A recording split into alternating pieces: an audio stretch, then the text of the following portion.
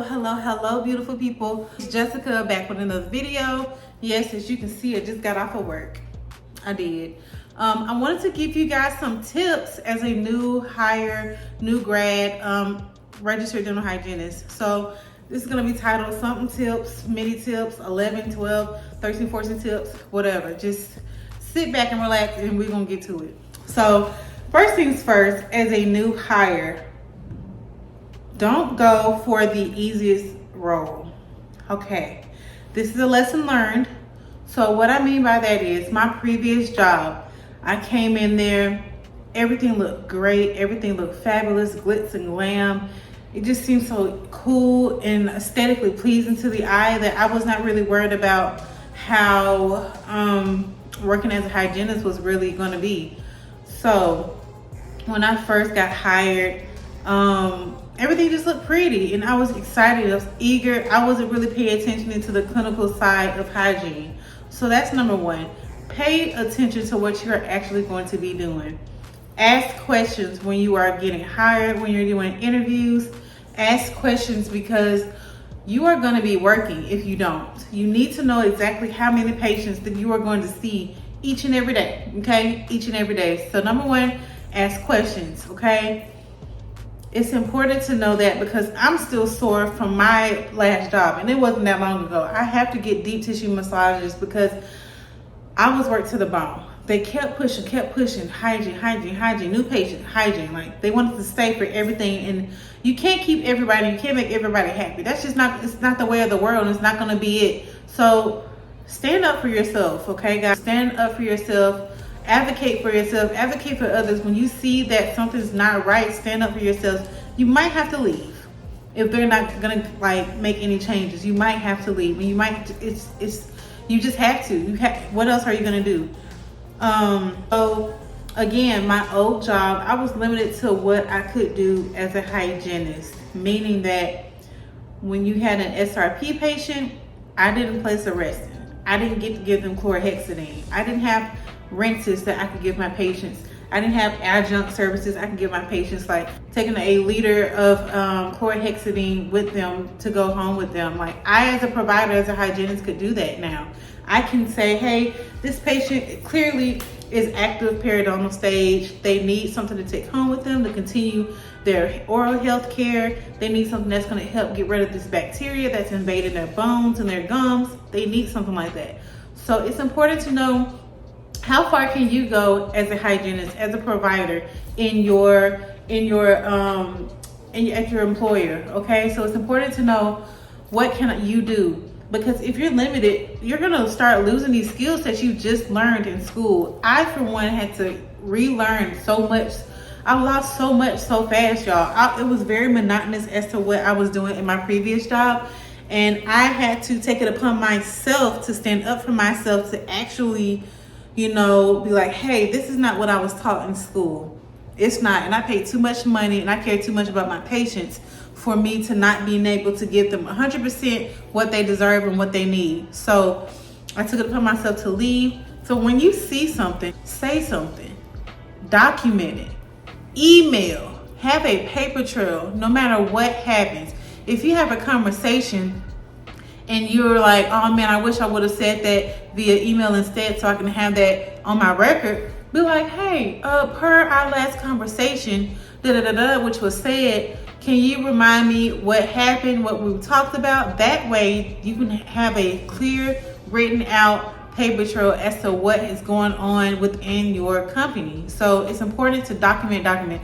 Thankfully, I had documentation on some things that I could go back on, but that might not happen to you. So be sure to document everything. Just because everything's all glitz and glam and everything's going good so far does not mean things can change. And when I tell you guys, the dental field is a small world.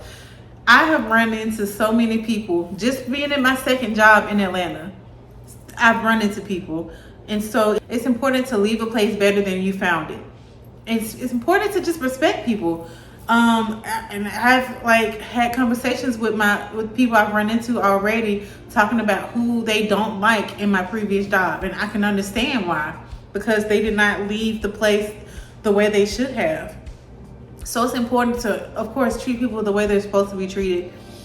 And two, just keep in mind, you might leave this company and you might see that same person at a different company. Like, it's legit that small.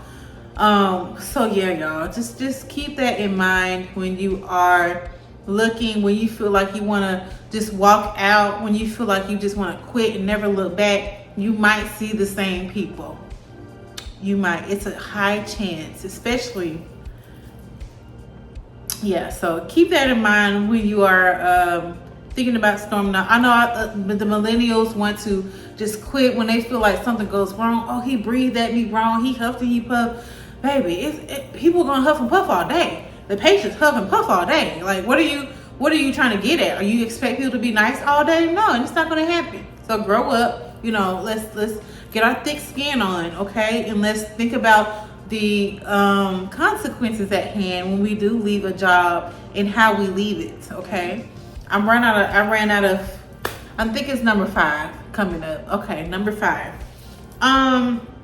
Never forget to keep a study book. I have sold pretty much all of my books. I would say 99.6% of my books have been sold post-graduation, and which was cool. Like, I kept some books because I knew I was going to need a refresher. Of course, you have CEs that you'll need to do, but for the most part, I wanted to make sure that I could study for myself. Just pick the book up right then, look something up real quick. Okay, boom, got it. And going about my stuff, going about my day. So what I'm saying is, if you're studying with Andy RDH or RDH or student RDH or with the Darby book, keep one of those books. I know they're a hefty price when you resell them. That's cool, but keep one of those books because you're gonna forget so much. I'm telling you, as soon as you leave, as soon as you get that scroll in your hand from graduation, your mind's gonna be like, we're good. As soon as you pass the boards, you're like, we're good. Psych, don't do that. Keep a book. Keep something that you can refer back to when you are forgetting stuff, because you will. I'm telling you will. Don't please, y'all, just keep the book. Keep a book. I kept my Darby book. I sold the student RDH book. And then I kept the drug book, of course, because I like to see what type of drugs interact, how they interact. I really like science, so I really like the drug book. I haven't used it yet because most of my patients are regular patients. They come all the time, so they're already established. Now, if there are any drugs that's new, I usually just look it up on the computer, but when I'm home and I want to learn something, I usually just crack the book open, the Darby book, and I just kind of, freshen up. I'm not trying to study to retake a test. I'm just studying to refreshing myself and to remind myself of what's going on and be like, oh yeah, I remember this, this does this, something like that. So keep your book. I'm not saying keep everything. I'm telling you, I sold everything else. I made some good money, and I'm gonna put the info down below here. A lot of you guys messaged me wanting to know if I kept my books. Y'all, I sold all my books, but I'm gonna put it here, and I also put it in the description box. There's a Facebook page. It's called Dental Hygiene Students. It's on Facebook. You have to join the group. But in that group is so many people from all across the country that are selling their stuff, that are always asking questions for advice. And you can connect with people. Like, you never know who you need to connect with. So join that Facebook group. It's called Dental Hygiene Students. And you can go there. They're always selling their used instruments, their used books, asking questions about different schools. Like, everybody's connected. It's like a nice little network for people, even grads. They're still telling everybody, giving people advice. So it's a really good Facebook page. I really like them. And I always tell people when they're asking me, y'all are DMing me in my Instagram, do I still have this certain book? I'm like, no, but you can go over here. So that's the page I always tell you guys to go to. I'm out of books, y'all. There's nothing else for me, okay? So go to that page, and it's legit. I've sold books on that page too, so trust me, it's legit. Of course, you need to make sure they're legit. You go to PayPal or Venmo, somewhere you feel comfortable enough to exchange money that way. Don't send all your info. Or Zelle. Zelle is also a good one to use. So I would suggest doing one of those 3. Just to protect yourselves. But yeah, so that's a little piece of advice for the hygiene school part. I will definitely be doing a video comparing school to real life hygiene and what the differences are, but I just wanted to give you guys some more tips because it seems like you really like those tips. But yeah, so another thing, one of the most important or common questions that you guys have asked me was what should you do for entrance exams? Now, for Fortis Institute, the entrance exam that I took was the HESI. They're no longer taking or using the HESI. What they're using is called the Wonderlic, and I know nothing about the Wonderlic. I'm sorry. So y'all will have to look that up. My best advice to you is to go to the school, ask them, are there any study tips, study books that you guys can purchase? I know I purchased my HESI book for $25 through Fortis at the time. So you might be able to go online, you might be able to go to Books A Million, you might be able to go to the Facebook dental hygiene post and see if they have any books that you guys can use or buy, you guys can study with. So you just never know. It's not gonna hurt to ask. I think I said this in my previous video when I was talking about why I decided to quit my previous job. And it's important to know how much money you are going to make, because that matters. And also, if your patients aren't coming in, are you leaving? Because say for instance, you have 2 patients at the end of the day and they both decide not to show up. Are they gonna make you leave for the rest of the day, or are they gonna make you stay? You can chart audit, can you clean, can you organize? What are they requiring you to do? Because you need to get that on paper too. Because if you're expecting a full schedule, if you're expecting to work full time and you keep having these consistencies in your schedule where people are quitting, that's your money. If they're sending you home, that's your money. Now it's cool if you're, of course, paid by the hour. For the majority of hygienists, they are paid by the hour and not salary. But if you are paid by the hour and they're making you go home, like that's an issue, clearly. And you need to make sure in your contract that you are going to be making those hours. Okay, so that's whatever number 2 that is, because that's important. I don't have that problem, but I know for some it might be. So it's important for you guys to, like, again, document these instances so you'll know, you can refer back to it, like, hey, it's my contract, or you said this. You know, you have proof that that's not what they said, and you need to stand by that. So it's really important that you guys get that as well. Let's see, what else? Oh, don't be like me when it comes to this situation. So it's also important that you do your research on the job. If they are saying this institution, this dental office is a 2.5 out of 5 on Indeed, you know, when their employer and employees have their own area where they can give a review, look at all the reviews. And I know on Indeed, you can specify the location. I can even find my old job to where it says the exact location, the exact company, and you can even see if they talked about anyone that you worked with. So they can literally give you so many details as to what's going on in that company and why they quit or why they love it so much. So do your due diligence and actually like look into, you know, the company. Don't just be like so excited to start this job that you ignore all the red flags. It's just like dating. So I would try your best to do your due diligence. Don't just go on Indeed. Like, you can go to Google review. You can look at how patients have had experiences. What did they like about the office? What did they not like about the office? A lot of them will talk specifically about the doctor, and the doctor-hygienist relationship is also important too. So it's important to kind of get to know, and I'm not saying take everything for word, but take it with a grain of salt. Keep it in the back of your mind as to what this patient is saying about the company or the employees. So I also highly recommend that. I looked up my company before I joined the current one because I was like, I'm just not going to make this mistake again. And I will be leaving a review for my previous employer. I can't wait to do that. I'm still trying to calm my nerves so I don't say anything. I'm a Christian. I'm not that good of a Christian, so I'm trying to wait so I can actually, you know, be level-headed, okay? Level-headed.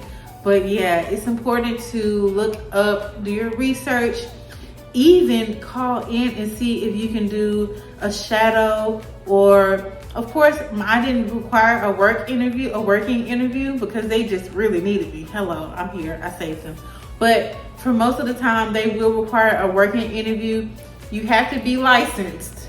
Be licensed before you do a working interview. You can't work under their license like that, like the doctor, how you are at school. So make sure you are licensed. Make sure you have your credentials before you do a working interview. Clearly, you can't work if you're not licensed, y'all. Don't do that. So license, work interview, see what you can do. If you don't have a license, shadow, so you can still see what they're doing. They might see a lot of potential in you with you asking questions or knowing specifically what you need to do.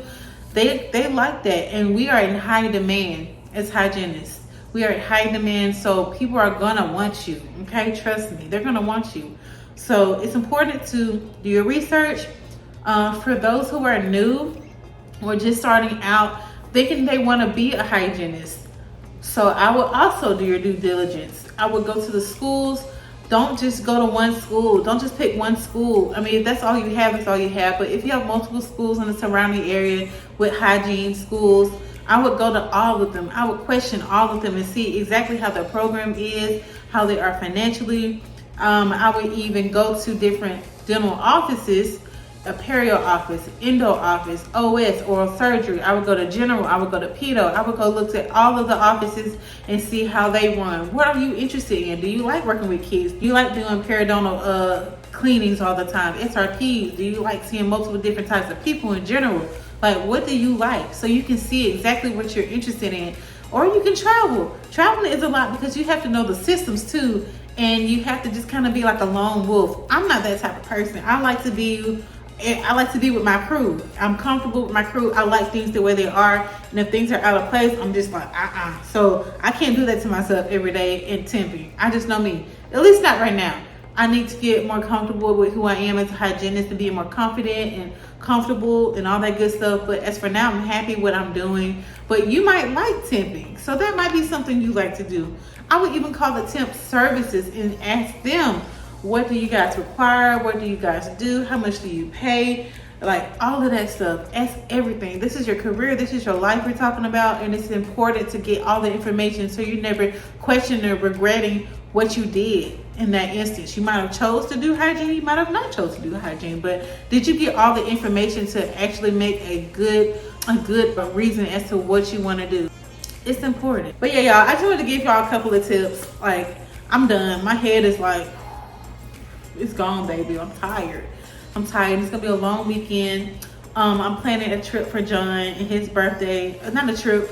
I'm planning a birthday celebration for John, and I'm excited. I already got it planned out. So, but I want to talk to you guys real quick. Post this video today so you guys can have some tips, because I know school will be starting soon. Summer hygiene starting soon, and then of course fall. So you guys hurry up and put in your applications, because the waiting lists in hygiene school are years long. So go ahead and do it now while you can. Even if you're still questioning if you want to get in, go ahead and do it now. So when you decide later on, you at least be on the waiting list already, okay? That's all I got for you. I love you guys so much. Thank you guys for always supporting me and giving me the well wishes. I appreciate you guys so much.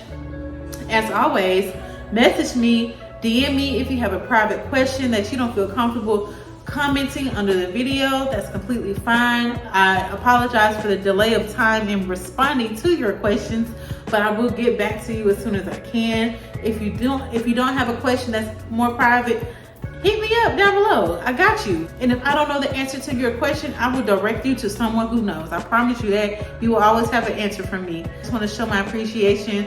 I will be doing a giveaway soon. I did not do one for 1,000. Maybe I'll do one for 2,000. That way I can get y'all some good stuff, okay? So I love you guys so much. And yeah, we'll talk to you guys soon.